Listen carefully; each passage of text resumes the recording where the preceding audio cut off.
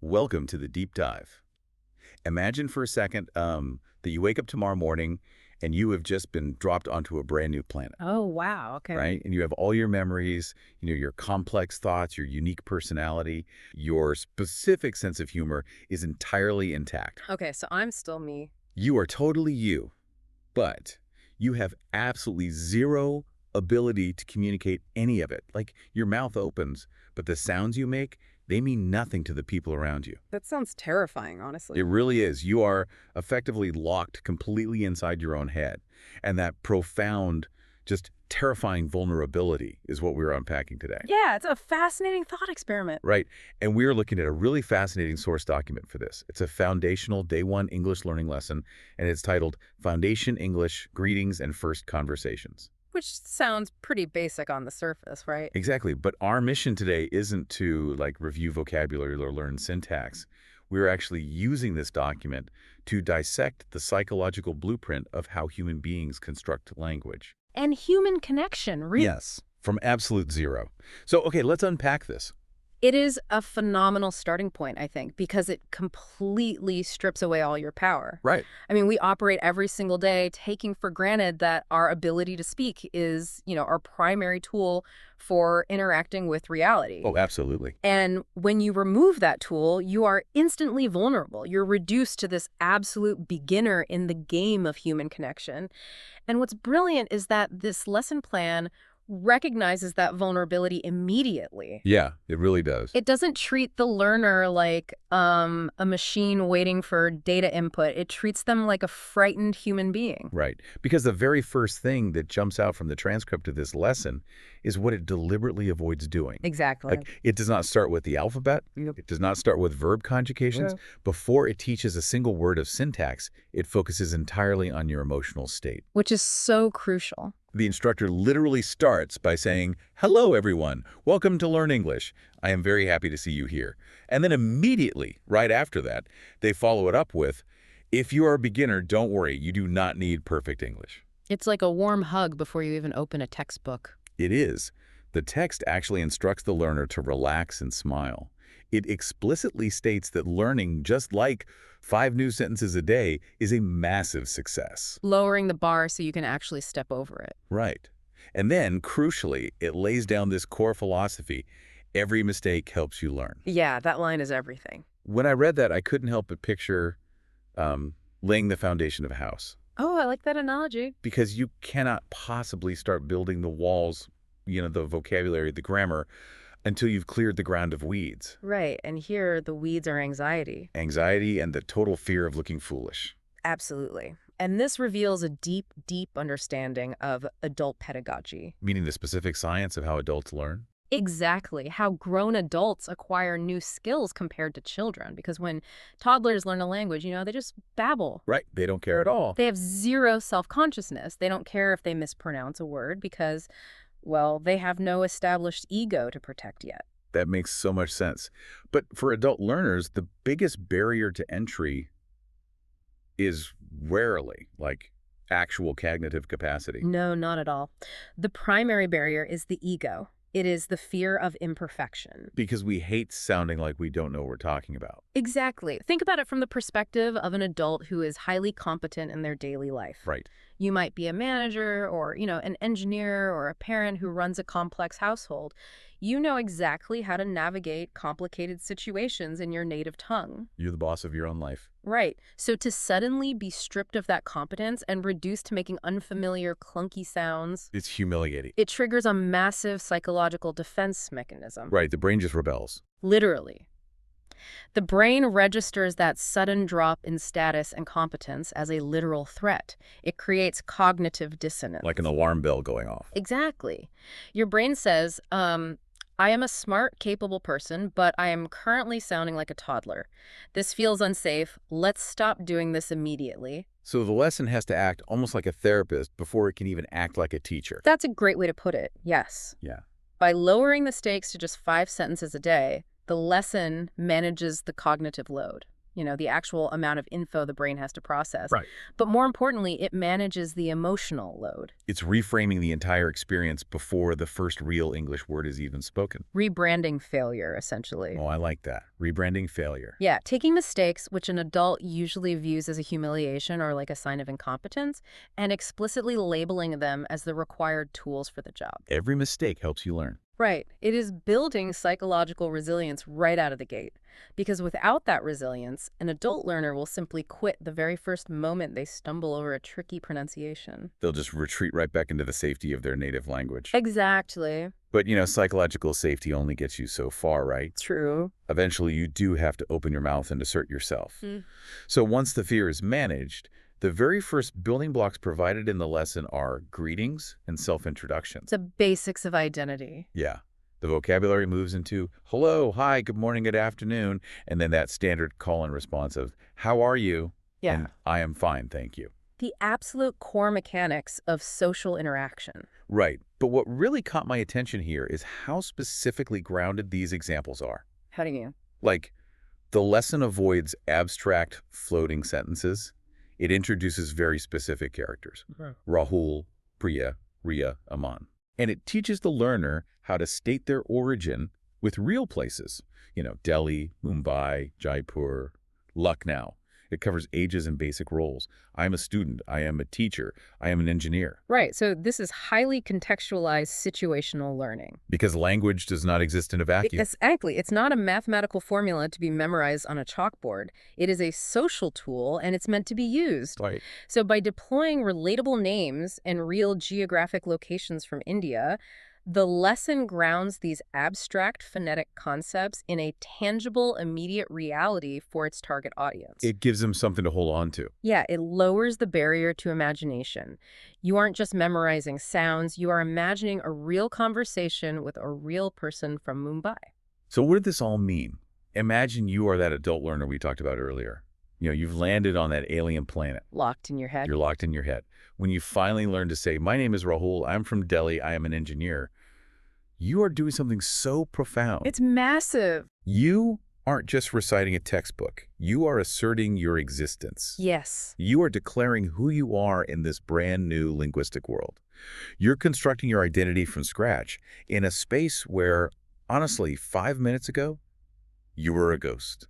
It is an existential act. Teaching someone to state their name, their location, their occupation, it immediately returns a sense of agency to them. It heals the ego. Exactly. It repairs that fractured ego we discussed earlier, because early language learning is fundamentally about human connection. Yeah. It is the verbal equivalent of waving your arms wildly and saying, I am here, I see you, and I desperately need you to see me. Nice to meet you. Nice to meet you too. Exactly. It's the architectural foundation of acknowledging another human being's reality. And if you notice the progression of the curriculum here, it's brilliant. First, the instructor manages your fear. Second, they provide the tools to reconstruct your identity. Right. So the natural third step is giving you the tools to actually survive in this new environment. Navigating those immediate human needs. Exactly. After identity, the vocabulary takes a sharp turn into the essentials. Words like water, food, home, family, mother, father. The absolute core elements of human survival. Right. But then the lesson introduces a concept that I found entirely fascinating and honestly, maybe a little controversial for day one. Oh. Yeah, it provides a list of what it calls useful everyday sentences. Hmm. And it includes phrases like, I don't understand, please speak slowly, can you repeat that, and what does this mean? Okay, I see where you're going. Now, I have to play devil's advocate here. Here's where it gets really interesting.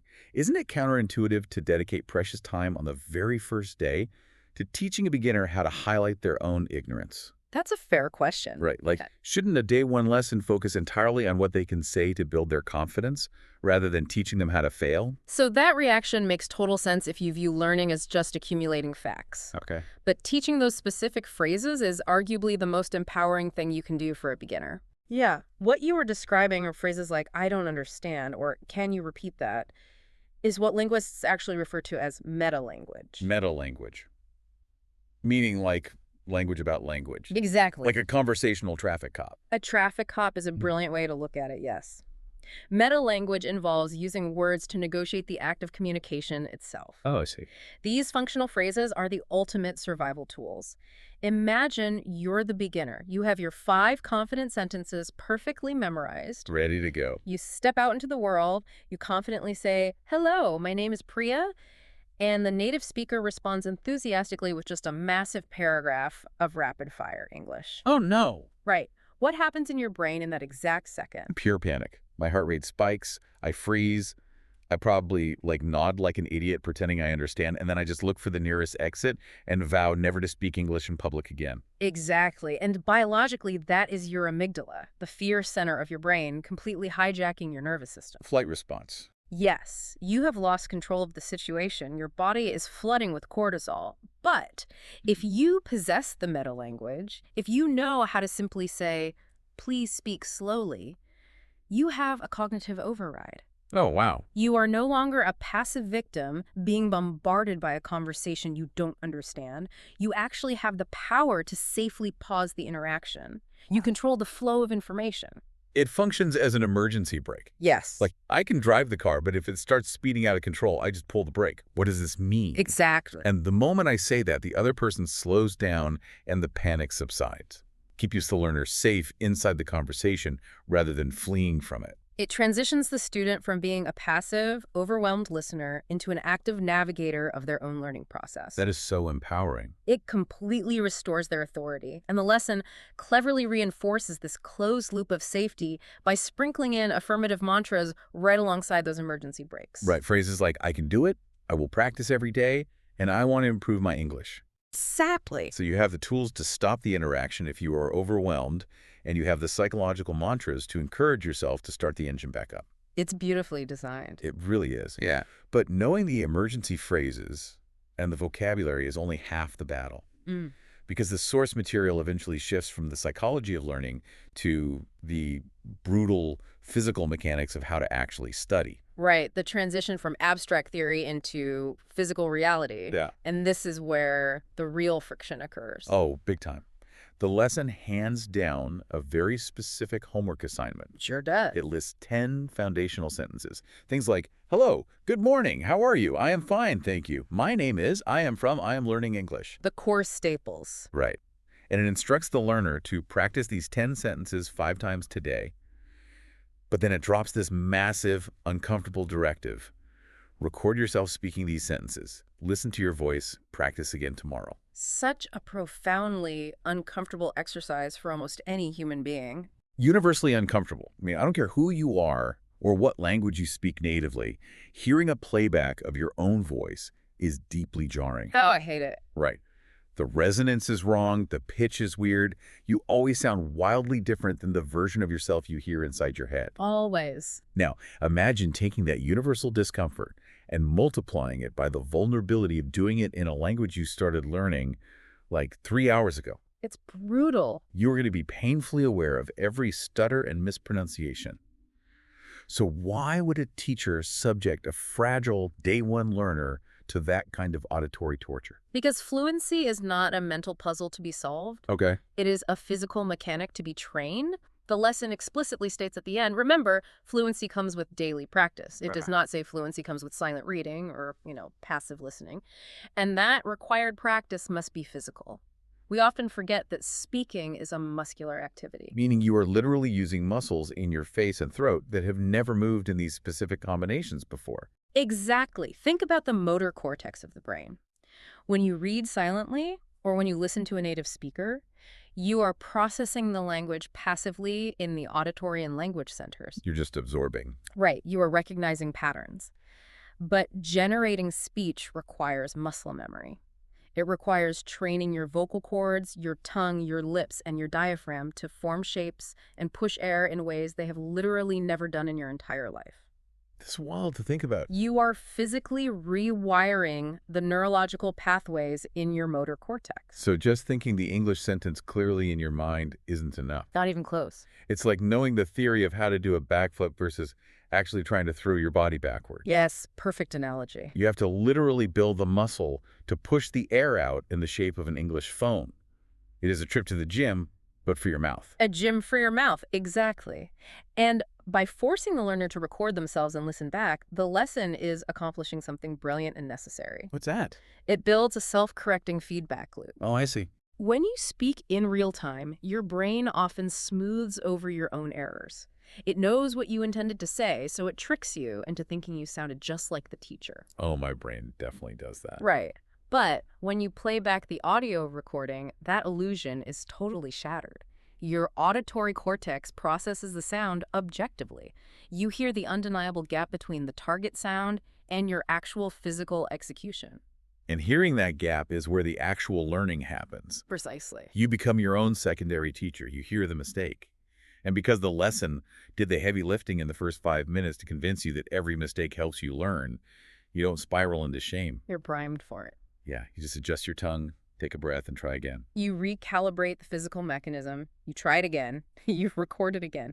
That is the essence of daily practice. The grind. Yeah, it is an iterative, intensely physical process of closing the gap between your intention and your execution. And to make sure they actually show up for that daily practice tomorrow, the lesson leaves a breadcrumb trail. Oh, the preview. Right. It previews day 2, promising they will learn classroom English, common questions, and more useful daily conversations. It builds anticipation. Like, you lay the foundation today, you survive the recording exercise, and tomorrow we start framing the walls. It creates a structured, clear path forward out of the overwhelming darkness of being a beginner. It really does. Yeah. You know, when you really zoom out and look at the architecture of this document, it is incredible. We started this deep dive talking about waking up on an alien planet, totally isolated. Right. But what we've uncovered is that a basic day 1 English lesson is so much more than a vocabulary list. Yeah. It is genuinely a masterclass in how to tackle any new, overwhelming discipline in life. Oh, absolutely. The underlying principles we've discussed today are entirely universal. Right. Whether you are learning a second language or, trying to master a complex new software at work or picking up a musical instrument at age 40. It all applies. First, you have to aggressively manage your own anxiety and accept that your ego is going to take a hit. You will not be perfect. Nope. Then, you establish your core identity within that new space, figuring out how to exist and assert yourself. Finding your footing. Yeah. Next, you build a survival toolkit for the inevitable moments of sheer confusion. Learning how to hit the brakes and ask for help so you don't panic and quit. The meta language. Right. And finally, you have to commit to the uncomfortable, physical, repetitive practice of actually doing the thing, even if it means recording your own voice and cringing at the playback. It serves as a brilliant blueprint for adult growth. But, exploring this document raises a profound question, one that I think extends far beyond the realm of learning English or picking up a new hobby. Oh, okay. Lay it on us. What is the takeaway? Well, the foundational philosophy of this entire lesson, the bedrock that makes all the learning possible, rests on a single sentence. Don't be afraid to make mistakes. Every mistake helps you learn. Right. We accept this as undeniable truth when we are starting from absolute zero. Sure, because we have to. Exactly. When we are that vulnerable beginner, piecing together a new identity, we recognize that without those messy, embarrassing errors, achieving fluency is completely impossible. The mistakes aren't just an unfortunate byproduct. They're the literal stepping stones. You cannot cross the river without stepping on them. Exactly. But if mistakes are the mandatory stepping stones to fluency and connection in a new language, Yeah. what does that imply about how we live our everyday lives? Oh, wow. Think about how most of us operate in our native tongue within our established careers and social circles. We're terrified of messing up. We expend massive amounts of energy trying to sound perfectly articulate, flawlessly competent, and entirely put together at all times. We are terrified of saying the wrong thing, of sounding foolish in a meeting, or of admitting to our peers that we simply do not understand something. That's so true. We actively hide our mistakes. We cover them up, or we remain silent rather than risk looking like a beginner. So the question we should be asking ourselves as we navigate our daily routines is this. When we constantly strive for that polished, impenetrable perfection in our native interactions, when we absolutely refuse to let ourselves be beginners, what vital learning are we missing out on? Right. And more importantly, what genuine, vulnerable human connections are we actively preventing ourselves from experiencing? Wow. Are we using our perfect vocabulary to build defensive walls when we should be using our inevitable mistakes to lay the foundations for deeper connections? That is a lot to chew on, seriously. Yeah. Next time you catch yourself tensing up trying to sound absolutely flawless and perfect, maybe take a mental step back to day one. Let your ego drop. Relax, smile, and let the mistakes happen. You might be surprised by what you learn.